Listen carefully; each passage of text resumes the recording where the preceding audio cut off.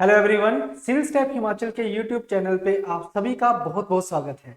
तो आज की इस वीडियो में हम डिस्कस करने वाले हैं एचपी पटवारी एग्जाम के लिए स्ट्रेटेजी कि किस तरीके से हमें अपना टाइम टेबल सेट करना है, किस तरीके से हमने अपनी प्रेपरेशन को स्टार्ट करना है पटवारी एग्जाम की प्रेपरेशन के लिए। तो थोड़ा ध्यान से आपने समझना है आज की वीडियो। जो बच्चे पटवारी के एग्जाम की तैयारी कर रहे हैं उनके लिए काफी बेनिफिशियल होने वाली है। तो अगर आप इस स्ट्रेटेजी को फॉलो करते हो तो आई एम क्वाइट श्योर कि आप पहले ही अटेम्प्ट में अपना एग्जाम अच्छे से क्लियर कर सकते हो। तो चलिए दोस्तों, शुरू करते हैं आज की क्लास। तो इसमें जो सबसे पहला चीज आती है कि आपको ये पता होना चाहिए कि क्वालिफिकेशन क्या है पटवारी के लिए, है ना। तो कुछ चीजें हमें जो हम डिस्कस करेंगे, एक तो educational qualification, age limit, syllabus क्या होता है पटवारी के एग्जाम का, उसका पैटर्न क्या है, मेरिट में कौन से मार्क्स आपके जुड़ेंगे, कौन से मार्क्स नहीं जुड़ेंगे, और उसके बाद जो सब्जेक्ट वाइज हमने किस तरीके से अपनी प्रिपरेशन को स्टार्ट करना है। ठीक है, तो चलिए दोस्तों, सबसे पहले तो अगर मैं बात करूं एजुकेशनल क्वालिफिकेशन की, तो इसकी जो क्वालिफिकेशन होती है दैट इज 10+2। अगर आप +2 पास हैं तो आप इस एग्जाम को फिल कर सकते हैं। लेकिन ये कभी नहीं सोचना है आपने कि सिर्फ +2 वाले ही इस पेपर को भरेंगे। आपके सामने ही होंगे जो ग्रेजुएशन के स्टूडेंट हैं, जो पोस्ट ग्रेजुएशन के स्टूडेंट हैं, वो भी इस एग्जाम को फिल जरूर करेंगे, क्योंकि जो पटवारी की पोस्ट होती है वो काफी अच्छी पोस्ट रहती है। ठीक है। दूसरा, अगर मैं बात करूं एजुकेशनल क्वालिफिकेशन, तो इसके अलावा अगर मैं एज लिमिट देखूं तो जो एज लिमिट होती है वो होती है 18 to 45, 18 से लेके 45 साल तक। मतलब जब आप +2 कर लेते हो तो ऑलमोस्ट हमारी एज 18 ईयर ही होती है, end up to the age of 45 आप इस एग्जाम को फिल कर सकते हो। तो एज का कोई ज्यादा पंगा नहीं है। आप इजीली, कोई भी ऐसा स्टूडेंट जो अभी किसी भी एग्जाम की तैयारी कर रहा है वो इस एग्जाम के लिए आई थिंक एलिजिबल होगा, एजुकेशनल क्वालिफिकेशन वाइज भी और एज वाइज भी। ठीक है। इसके अलावा अगर कोई पर्सन SC ST या OBC कैटेगरी से बिलोंग करता है तो उसके लिए जो एज लिमिट होगी वो 18 to 50 ईयर्स हो जाएगी, यानी कि 5 साल उसको ज्यादा मिलेंगे इस एग्जाम के लिए। ठीक। अब थर्ड चीज जो इसमें आएगी वो आएगी कि एचपी पटवारी एग्जाम जो है उसका सिलेबस क्या होता है। तो अगर मैं इसके सिलेबस की बात करता हूं तो इसका जो सिलेबस है वो बाकी एग्जाम से थोड़ा सा डिफरेंट है। अब डिफरेंट किस प्रकार से है, क्योंकि इसमें आएगा मैथमेटिक्स। ठीक है। जो मैथ हम बेसिक पढ़ते हैं 10th लेवल का, वो मैथ इसमें आता है। उसके बारे में हम डिस्कस भी करेंगे कि 10th लेवल का कौन सा मैथ है, कौन कौन से टॉपिक इंपॉर्टेंट है। वो सारा मैं आपके आपके आगे चल के सारे डाउट्स आपके क्लियर भी करता जाऊंगा। दूसरा इसमें आता है हमारे पास इंग्लिश, इंग्लिश लैंग्वेज है। ठीक है। थर्ड आता है इसमें जनरल नॉलेज। अब जनरल नॉलेज की अगर हम बात करें तो आपको इसमें ज्योग्राफी के क्वेश्चन देखने को मिलेंगे, पॉलिटी के क्वेश्चन देखने को मिलेंगे, इकोनॉमी के क्वेश्चंस रहेंगे, इसके अलावा हिस्ट्री के क्वेश्चंस आएंगे, एचपी जीके के क्वेश्चंस आपको देखने को मिल जाएंगे, प्लस करंट अफेयर के क्वेश्चन आ जाएंगे। तो ये सारे के सारे सब्जेक्ट आएंगे हमारे पास जनरल नॉलेज में। और लास्ट जो कंपोनेंट इसमें रहता है वो रहता है हिंदी का। ठीक है। तो हिंदी, जैसे हिंदी लैंग्वेज है और इंग्लिश लैंग्वेज है, ये दोनों मिलके 50% जो है वो ऑलरेडी कवर कर जाते हैं। और उसके बाद मैथ और जनरल नॉलेज जो है जो अदर 50% जो है वो कवर करते हैं आपका प्रॉपर जो सिलेबस है उसका। ठीक है।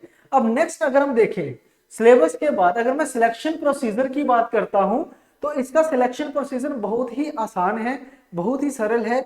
इसमें एक एग्जाम होता है, ठीक है, जिसे ऑब्जेक्टिव टाइप स्क्रीनिंग टेस्ट लिखा हुआ है। सिर्फ एक इसमें पेपर होगा, ऑब्जेक्टिव टाइप पेपर होगा, यानी कि इसमें मल्टीपल चॉइस क्वेश्चंस होंगे। आपने बस आंसर को टिक करना है, कोई भी इसमें डिस्क्रिप्टिव पेपर नहीं होता है। तो जब आप एग्जाम क्वालिफाई करते हो उसके बाद आपके डॉक्यूमेंट वेरिफिकेशन, जिसमें आपके 10+2 के डॉक्यूमेंट्स देखे जाएंगे। अगर आपका कास्ट सर्टिफिकेट है तो कास्ट सर्टिफिकेट चेक किया जाएगा, डोमिसाइल वगैरह चेक किया जाएगा। ठीक है। और लास्ट में लगती है फिर फाइनल मेरिट। तो मेरिट लिस्ट आती है, तो जैसे ही आप इसमें, अगर आपका मेरिट में नाम है तो आपकी सिलेक्शन हो जाती है। अब अगर मैं बात करूं एग्जाम की, तो इस एग्जाम को ऑलमोस्ट 1.5 लाख स्टूडेंट जो है वो भरते हैं, फिल करते हैं। 1 लाख से ज्यादा तो एग्जाम में अपेयर ही होते हैं। ठीक है ना। और इसमें अगर मैं वैकेंसीज की भी बात करूं तो काफी मास वैकेंसीज आती हैं। मिनिमम 1000 वैकेंसी तो इसमें रहेगी रहेगी। अगर मैं 2019 के पेपर की भी बात करता हूं तो उस एग्जाम में भी, इस पर्टिकुलर जो नोटिफिकेशन थी, इसमें भी आपके पास 1194 वैकेंसीज थी। 1194 वैकेंसीज। तो काफी हाई प्रोबेबिलिटी रहती है कि ये एग्जाम आप इजीली क्लियर कर सकते हो। बस आपको चाहिए थोड़ी सी डेडिकेशन के साथ आपने पढ़ना है, प्लस कंसिस्टेंसी नहीं खोनी है आपने। ठीक है, क्योंकि कंपटीशन भी बहुत ज्यादा है, अगर वैकेंसी ज्यादा है तो कंपटीशन भी बहुत ज्यादा है। अगर मैं हिमाचल प्रदेश स्टेट की बात करता हूं तो 1.5 लाख स्टूडेंट अगर मान लो इस एग्जाम को फिल करता है, 1 से 1.5 लाख अगर स्टूडेंट फिल करता है तो ऑब्वियसली कंपटीशन बहुत हाई होने वाला है। तो इसमें आपको +2 वाला बच्चा भी मिलेगा, ग्रेजुएशन वाला भी मिलेगा और पोस्ट ग्रेजुएशन वाला भी मिलेगा। ठीक है, अब नेक्स्ट देखो, अगर मैं नेक्स्ट बात करता हूँ एग्जाम पैटर्न की, तो एग्जाम पैटर्न भी हमारे पास में तो क्लियर है, क्लियर कट है बिल्कुल। अर्थमेटिक जिसको हम मैथमेटिक्स कह सकते हैं, जो 10th लेवल का मैथ होता है वो 25 क्वेश्चंस 25 मार्क्स, इंग्लिश लैंग्वेज के 25 क्वेश्चंस 25 मार्क्स, हिंदी के 25 क्वेश्चन 25 नंबर, और जनरल नॉलेज के भी जो सामान्य ज्ञान होता है हमारा उसके भी 25 क्वेश्चन और 25 नंबर, यानी कि 100 क्वेश्चन आपसे पूछे जाएंगे टोटल, और 100 नंबरों का ये पेपर होगा। 100 क्वेश्चन पूछे जाएंगे, 100 नंबरों का पेपर, और उसको करने के लिए आपको 120 मिनट दिए जाएंगे, यानी कि 2 घंटे का समय होगा। ये पेपर करिए और यही पेपर डिसाइड करेगा कि आपका सिलेक्शन होना है या नहीं होना है। ठीक है जी, अब नेक्स्ट देखो जी, अगर मैं बात करता हूं कट ऑफ की, एग्जाम के कट ऑफ के बारे में भी हमें पता होना चाहिए। तो जैसे कि मैंने आपको कहा है कि 1000 प्लस वैकेंसीज होती हैं इसमें, ठीक है, लेकिन जो अपेयर्ड कैंडिडेट होते हैं they are 1 lakh to 1.5 lakh, इतने कैंडिडेट अपेयर होते हैं। तो obviously competition is also very high, competition बहुत ज्यादा होता है इसका। तो इसकी जो कट ऑफ होती है ना, आउट ऑफ 100 कह रहा हूं मैं यहाँ पे। तो अगर मैं जनरल कैटेगरी की बात करता हूं तो आउट ऑफ 100 इसकी जो कट ऑफ रहती है वो रहती है 75 to 80। ठीक है, और ये बात कर रहा हूं मैं प्रीवियस ईयर ट्रेंड्स को लेके, जो 2019 में पेपर हो रखे हैं उसके अकॉर्डिंगली मैं कह रहा हूं ये चीज। ठीक है, यानी कि इस बार अगर पेपर आता है, जो कि आने के पूरे पूरे चांसेस हैं, क्योंकि लास्ट पेपर हुआ था इसका, अगर मैं स्टार्टिंग से चलूं 2015 में, फिर 2017 में, फिर 2019 में, तो अब ऑब्वियस सी बात है अगर 21 में पेपर नहीं आया है तो 22 में आने के पूरे पूरे चांसेस हैं। और ये जो कट ऑफ है, ये कट ऑफ भी इंक्रीज होगा, या तो एग्जाम का लेवल इंक्रीज होगा या फिर ये कट ऑफ इंक्रीज होगा। अगर मैं लास्ट ईयर के लेवल की ही बात करूं एग्जाम के, क्योंकि 15 में, 17 में और 19 में जो एग्जाम का लेवल था वो ऑलमोस्ट सेम था, तो अगर मैं यही प्रिडिक्ट करके चलूं कि सेम लेवल रहेगा तो ये जो हमारे पास कट ऑफ है ये 80 to 85 भी हो सकती है। ठीक है जी, ये कट ऑफ जो है वो 80 to 85 भी हो सकती है, क्योंकि काफी नए स्टूडेंट हैं जो डिफरेंट डिफरेंट एग्जाम्स की तैयारी कर रहे हैं।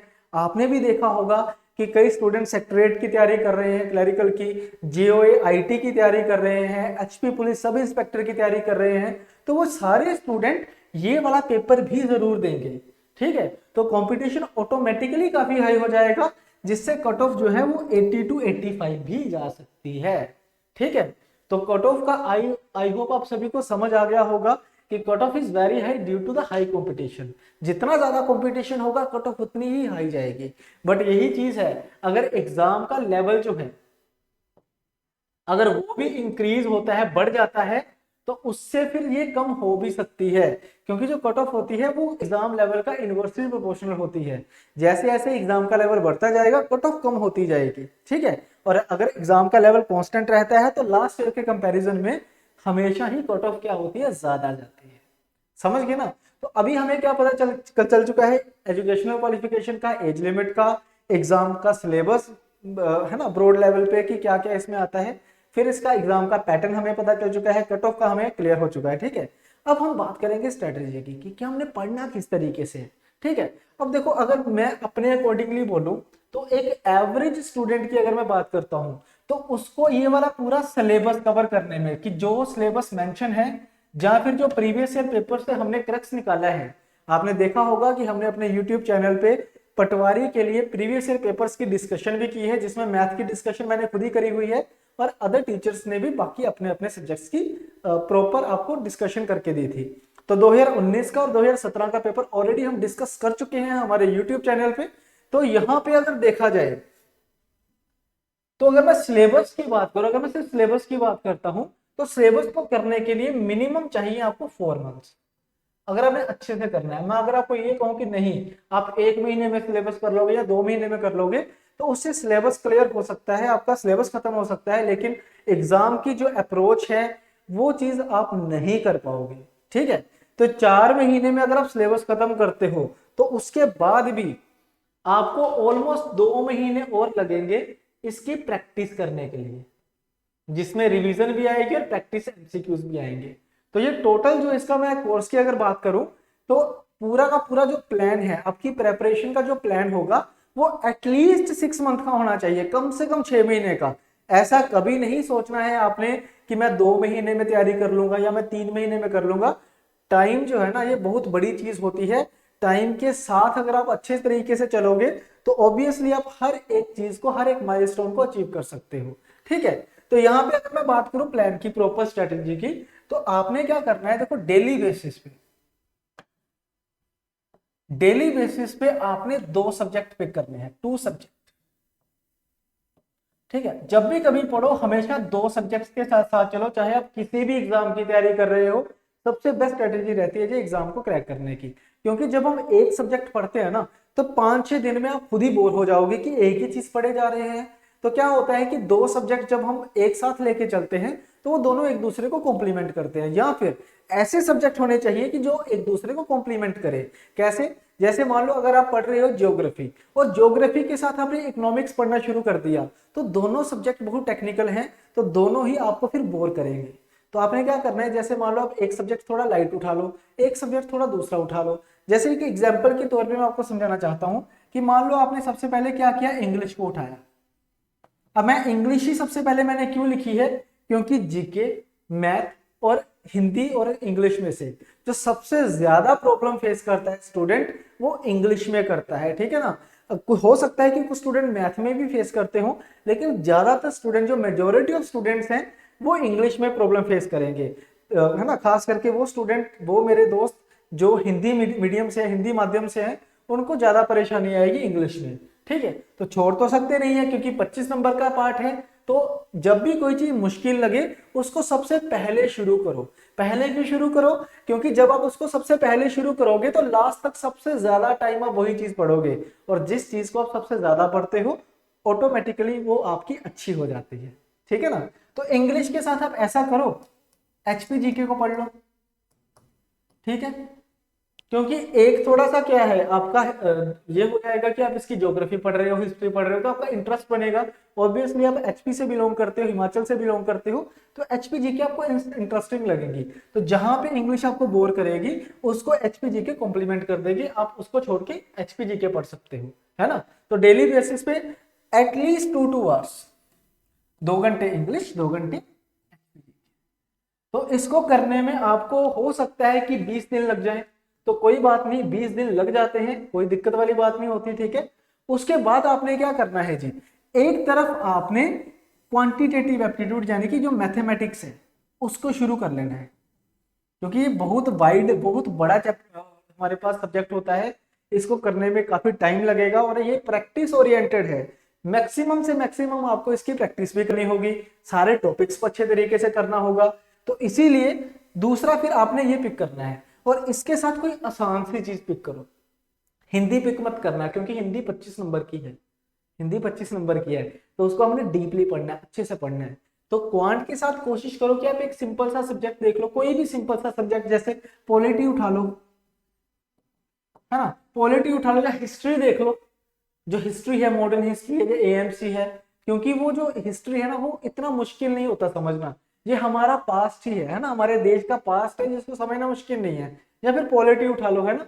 तो इसको करने में क्या होगा कि हो सकता है कि क्वांट को करने में आपको 1 महीने से ज्यादा समय लगे, हो सकता है 40 दिन भी लग जाए। तो आप क्वांट के साथ पॉलिटी और हिस्ट्री करते रहो।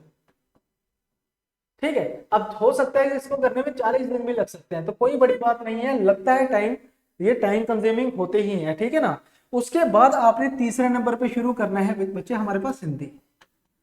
ठीक है, एक तरफ आप हिंदी शुरू करो और दूसरी तरफ आपने क्या करना है, क्वांट यानी कि मैथ और इंग्लिश के प्रैक्टिस क्वेश्चन, इंग्लिश के प्रैक्टिस क्वेश्चन, इनको आप 20 दिन तक चलाओ। इससे क्या होगा, हिंदी भी आपकी कवर हो जाएगी, और ये जो डिमांड करते हैं क्वेश्चन, प्रैक्टिस डिमांड करते हैं, ये भी आप साथ साथ करते रहोगे। ये अब छोड़ना नहीं है, इनको जरूर करना है। दिन में आपने 1 घंटा जरूर निकालना है बच्चे, जिसमें आप इंग्लिश और मैथ को, स्पेशली इंग्लिश और मैथ को प्रैक्टिस करो, क्योंकि 25-25 यही नंबर है। और सबसे ज्यादा जो आपको स्कोर में जो कमी लेके आ सकता है वो यही दो सब्जेक्ट हैं। हिंदी में आपको प्रॉब्लम नहीं आएगी, जीएस सबकी एक जैसी होती है, एक टाइम पे पढ़ने के बाद सैचुरेशन पॉइंट बहुत जल्दी आ जाता है और सबकी एक जैसी हो जाती है। और एग्जाम का लेवल भी कोई इतना मुश्किल नहीं है कि आपको थोड़ा एनालिटिकल पढ़ना है, कुछ नहीं है, फैक्चुअल इंफॉर्मेशन है जो आपको पढ़नी है, ठीक है ना। उसके बाद आएगा हमारे अदर सब्जेक्ट्स, जैसे ज्योग्राफी है। ज्योग्राफी जब आप करोगे स्टार्ट, तो ज्योग्राफी के साथ आपने सिर्फ एमसीक्यू पढ़ने हैं, सिर्फ जो आपने पीछे पढ़ा है सारा कुछ उसके एमसीक्यू प्रैक्टिस करो 2 घंटे आराम से, ठीक है, 20 दिन तक फिर ये चलाओ, ठीक है, इस तरीके से चलते जाओ। और लास्ट में आएगा आपका इकोनॉमी और साइंस, इको एंड साइंस। अब इनको मैंने एक साथ इसलिए रखा है क्योंकि इनका वेटेज ज्यादा नहीं होता है पेपर में, अगर आप देखोगे तो इकोनॉमिक्स और साइंस का ज्यादा वेटेज नहीं है। तो इसके साथ आपने क्या करना है बच्चे, एमसीक्यू ही डिस्कस करते रहना है, 20 दिन ये चलाओ। हो गए जी 120 दिन हमारे पूरे, 4 महीने में पूरा सिलेबस खत्म, ठीक है, पूरा सिलेबस खत्म। उसके बाद जो नेक्स्ट 2 महीने होते हैं ये थोड़े से चैलेंजिंग होते हैं क्योंकि सिलेबस अब हमारा खत्म हो चुका है। अब हमको क्या करना है इस 2 महीने में, तो अब इन 2 महीनों में आपने क्या करना है, डेली बेसिस पे 100 एमसीक्यू प्रैक्टिस करने हैं। मिक्स एमसीक्यू होंगे जिसमें मैथ भी होगा, हिंदी इंग्लिश सब कुछ होगा। 25-25 क्वेश्चन का सेट बना सकते हो आप, जब 25-25 क्वेश्चन करके 4 बार प्रैक्टिस कर सकते हो, आधे घंटे का स्लॉट बना के, ठीक है।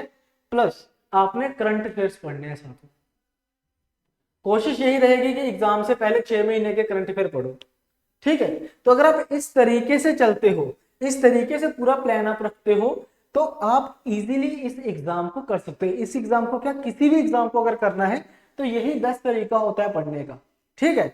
अब मुद्दा यह है कि कंसिस्टेंसी, कि क्या कैसे हम 4 महीने में एक कैसे मोटिवेशन रहेगी हमको, किस तरीके से हमने पढ़ना है, सोर्सेस क्या होंगे, क्योंकि ऐसा नहीं है कि कोई भी सोर्स से पढ़ना शुरू कर दो, आपको बिल्कुल टेलर फिट नोट्स चाहिए होंगे इसके लिए, है ना, जो आपके एग्जाम के लिए जरूरी है, ठीक है। तो ये चीजें करने से पहले आप प्लीज एक बार मैं आपको सजेस्ट करूंगा सभी को कि प्रीवियस ईयर पेपर जरूर देखें। प्रीवियस ईयर पेपर देखोगे तो आपको 2 चीजों का पता चलेगा, एक कि एग्जाम में क्वेश्चंस कहां से पूछे जा रहे हैं, और दूसरा एग्जाम का लेवल क्या है, ठीक है ना। आपको ये 2 चीजें क्लियर हो जाएंगी कि एग्जाम का लेवल क्या है, इजी है, मॉडरेट है, डिफिकल्ट है, या फिर दूसरी चीज क्या है कि आपको ये पता चलेगा कि कौन से कंपोनेंट से कौन कौन से क्वेश्चन पूछे जा रहे हैं, ठीक है। अगर मैं अपने मैथ की बात करता हूं तो मैंने 2019, 2017 और 2015 पेपर देखा है। तो उसमें मैंने एक चीज देखी है जो सबसे ज्यादा जरूरी है, कि सिंप्लीफिकेशन के क्वेश्चंस 15 में 6 पूछे गए थे, 6 क्वेश्चन सिंप्लीफिकेशन के।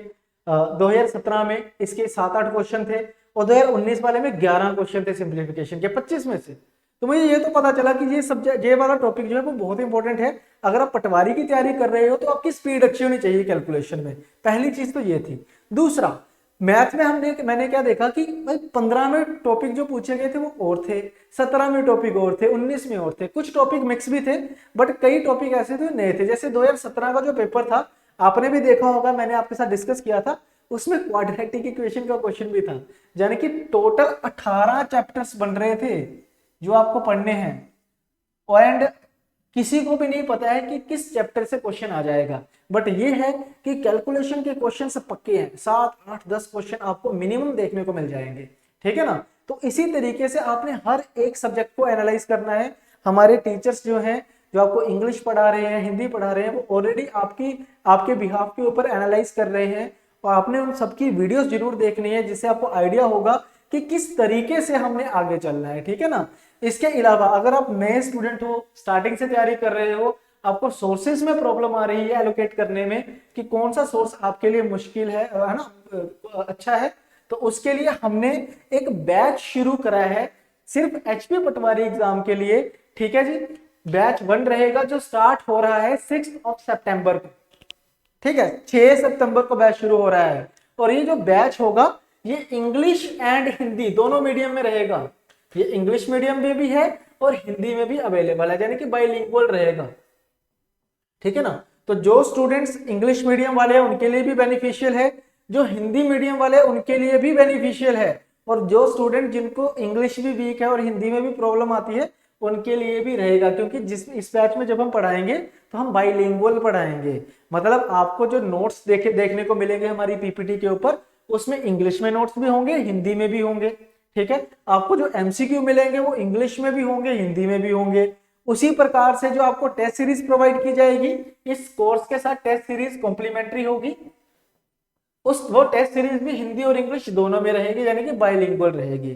तो काफी स्टूडेंट्स की डिमांड रहती थी कि आप हिंदी में शुरू नहीं करते, तो ये हमने पहली बार पटवारी का एग्जाम के लिए स्पेशली हिंदी में भी शुरू करा है, जिसमें हम रिकॉर्ड कर रहे हैं अपने लेक्चर, ताकि आप अच्छे तरीके से पढ़ सको। तो अगर मान लो आपको इंग्लिश में पढ़ने में दिक्कत आती थी, अब दिक्कत नहीं आएगी, क्योंकि अब हिंदी भी साथ साथ चलेगी। ठीक है जी। तो ये इस तरीके से आपका पूरा प्लान होना चाहिए पटवारी के एग्जाम के लिए। आई होप आप सभी को अच्छे तरीके से समझ आ गया होगा कि किस तरीके से हमने अपनी प्रेपरेशन को शुरू करना है। स्टिल अगर आप ये वाला बैच ज्वाइन करना चाहते हैं, तो इस बैच को ज्वाइन करने के लिए डिस्क्रिप्शन में दिए गए लिंक पे आप क्लिक करके इस बैच को ज्वाइन कर सकते हैं। और जब भी आप बैच ज्वाइन करें, तो मैं यही चाहूंगा कि आप एक बार कॉल जरूर कर लें इस नंबर पे, ताकि आपको हम अपने टेलीग्राम ग्रुप में ज्वाइन करवा सके। ठीक है जी। तो आज की क्लास मैं यहीं पे खत्म करता हूं। आई होप आपको अच्छी लगी होगी क्लास। अच्छी लगी है तो वीडियो को लाइक करें, और वो आपके दोस्त जो सारे के सारे जो पटवारी की तैयारी कर रहे हैं, उनको जरूर बताएं। अपने जो आसपास के लोग जिन्होंने +2 करी और अभी तक अच्छी जॉब नहीं मिली है जिनको, वो ये बैच जरूर ज्वाइन करें, क्योंकि पटवारी का जो पोस्ट होती है बहुत अच्छी पोस्ट होती है। बाकी अब मिलेंगे नेक्स्ट क्लास में प्रीवियस ईयर क्वेश्चंस के साथ। तब तक के लिए थैंक यू वेरी मच।